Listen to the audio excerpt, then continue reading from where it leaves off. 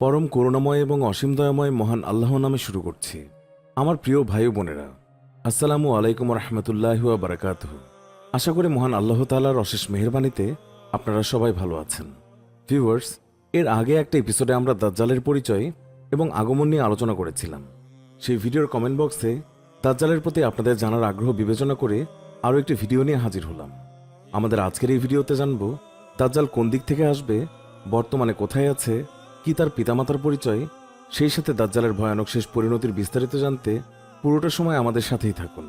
তবে প্রিয় ভাই ও বোন আমার, আপনি এখনও যদি আমাদের চ্যানেলটি সাবস্ক্রাইব না করে থাকেন তাহলে এক্ষুনি সাবস্ক্রাইব করে পাশে থাকা বেল আইকনটিতে প্রেস করুন।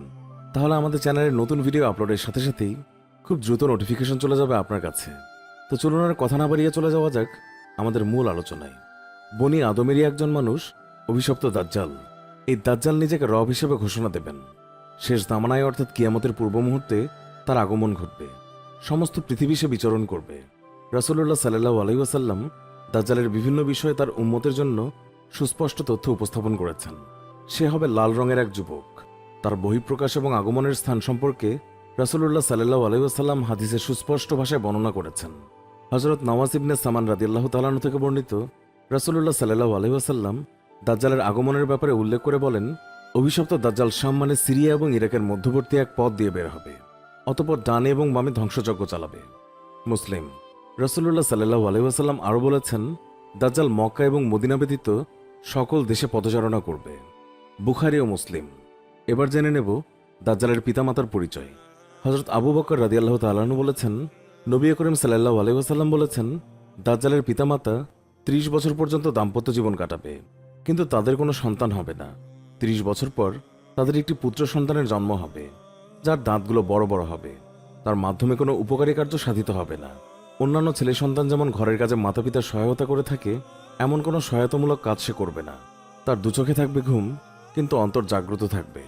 নবী করিম সাল্লাল্লাহু আলাইহি ওয়াসাল্লাম তার পিতামাতার অবস্থা বর্ণনা করতে গিয়ে বলেছেন, তার দেহ অস্বাভাবিক দীর্ঘকায় এবং পাতলা গড়নের হবে। তার নাসিকা মোরগের মতো দীর্ঘ এবং চিকন আকৃতির হবে। তার মা স্থূলকায় এবং দীর্ঘ হাত বিশিষ্ট হবে। সুনানে তিরমিজি, হাদিস 2248। এমন কথা আছে, দাজ্জাল বর্তমানে কোথায় আছে, এই নিয়ে একটি হাদিস আছে যা ফাতেমা বিনতে কায়েস রাদিয়াল্লাহু তাআলা আনহা থেকে বর্ণিত।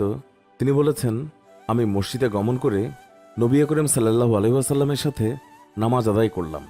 আমি ছিলাম মহিলাদের কাতারে। তিনি নামাজ শেষে হাসতে হাসতে মিম্বারে উঠে বসলেন।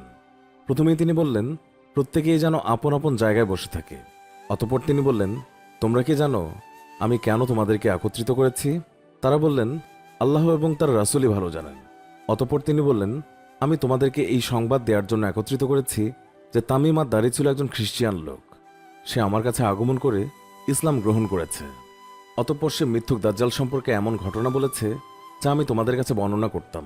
লাখম এবং জুজাম গোত্রের ৩০ জন লোকের সাথে সে সাগরপথে ভ্রমণে গিয়েছিল। দুর্যোগপূর্ণ আবহাওয়ার শিকার হয়ে ১ মাস পর্যন্ত তারা সাগরেই ছিল। অবশেষে তারা সাগরের মাঝখানে একটি দ্বীপে অবতরণ করল।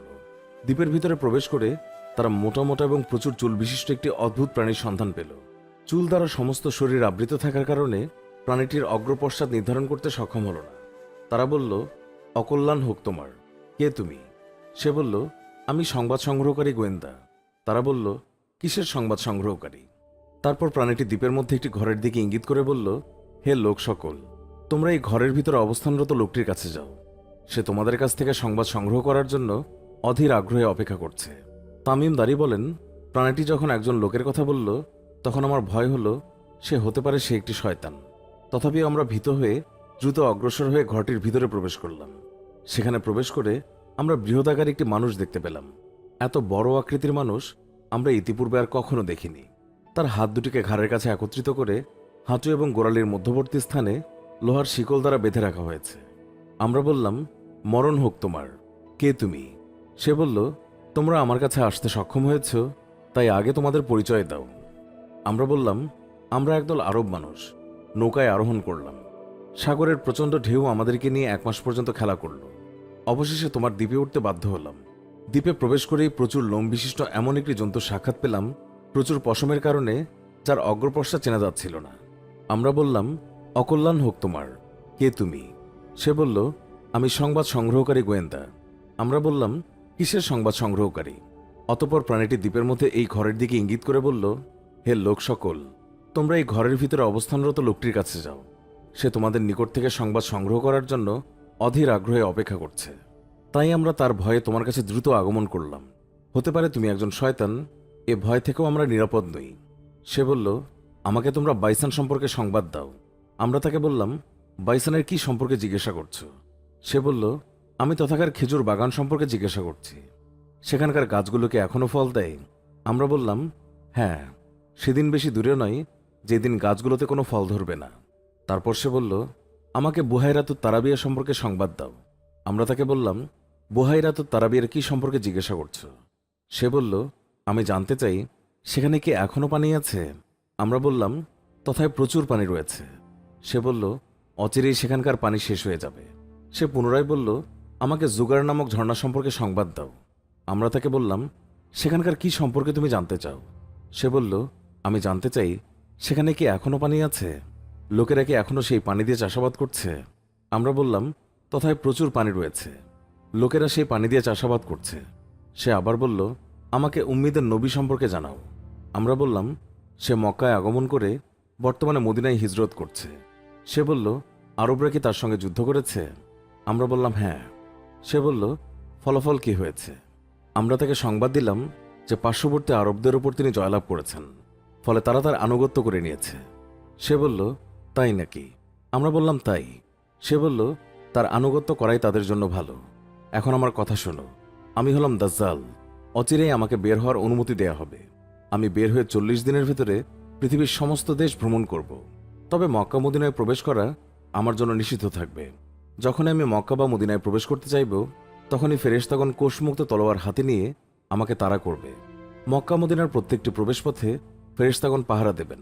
হাদিসের বর্ণনাকারী ফাতেমা বিনতে কায়েস বলেছেন, নবী করিম সাল্লাল্লাহু আলাইহি ওয়াসাল্লাম হাতের লাঠি দিয়ে আঘাত করতে করতে বলবেন, এটাই মদিনা, এটাই মদিনা, এটাই মদিনা। অর্থাৎ এখানে দাজ্জাল আসতে পারবে না। অতঃপর নবী করিম সাল্লাল্লাহু আলাইহি ওয়াসাল্লাম মানুষকে লক্ষ্য করে বললেন, তামিমা দারির হাদিসটি আমার কাছে খুবই ভালো লেগেছে। তার বর্ণনা আমার বর্ণনার অনুরূপ হয়েছে, বিশেষ করে মক্কা এবং মদিনা সম্পর্কে। শুনে রাখো, সে আছে সামদেশে, মানে সিরিয়া সাগরে অথবা আরব সাগরে। তা নয়, সে আছে পূর্ব দিকে, সে আছে পূর্ব দিকে, সে আছে পূর্ব দিকে। এই বলে তিনি পূর্ব দিকে ইঙ্গিত করে দেখালেন। ফাতেমা বিনতে কায়েস বললেন, আমি এই হাদিসটি নবী করিম সাল্লাল্লাহু আলাইহি ওয়াসাল্লামের নিকট থেকে মুখস্থ করে রেখেছি। মুসলিম অধ্যায় কিতাবুল ফিতান। ভিউয়ার্স, দাজ্জাল পৃথিবীতে এসে কি করবে সেটা আগের এপিসোডেই বলা হয়েছে। এবার জানাবো কি হবে তার শেষ পরিণতি। সহিহ হাদিসের বিবরণ অনুযায়ী ঈসা ইবনে মারিয়াম আলাইহিস সালামের হাতে দাজ্জাল নিহত হবে। বিস্তারিত বিবরণ এই যে, মক্কা মদিনা ব্যতীত এই পৃথিবীর সকল দেশে এসে ভ্রমণ করবে। তার অনুসারীর সংখ্যা হবে প্রচুর। সমগ্র দুনিয়ায় তার ফিতনা ছড়িয়ে পড়বে। সামান্য সংখ্যক মুমিনই তার ফিতনা থেকে রেহাই পাবে। ঠিক সেই সময় দামেস্ক শহরের পূর্ব প্রান্তে অবস্থিত এক মসজিদের সাদা মিনারের উপর ঈসা আলাইহিস সালাম আকাশ থেকে অবতরণ করবেন। মুসলমানগণ তার সঙ্গে একত্রিত হবে। তাদেরকে সাথে নিয়ে তিনি দাজ্জালের দিকে রওনা দেবেন। দাজ্জাল সেই সময় বাইতুল মুকাদ্দাসের দিকে অগ্রসর হতে থাকবে। অতঃপর ঈসা আলাইহিস সালাম ফিলিস্তিনের লুত শহরের গেইটে দাজ্জালকে পাকড়াও করবেন। ঈসা আলাইহিস সালামকে দেখে সে পানিতে লবণ গলার ন্যায় গলতে শুরু করবে। ঈসা আলাইহিস সালাম তাকে লক্ষ্য করে বলবেন, তোমাকে আমি একটি আঘাত করব যা থেকে তুমি কখনোই রেহাই পাবে না। এই কথা বলে ঈসা আলাইহিস সালাম তাকে বর্ষা দিয়ে আঘাত করবেন। অতঃপর মুসলমানরা তার নেতৃত্বে ইহুদিদের বিরুদ্ধে যুদ্ধ করবে। মুসলমানদের হাতে দাজ্জালের বাহিনী ইহুদির দল পরাজিত হবে।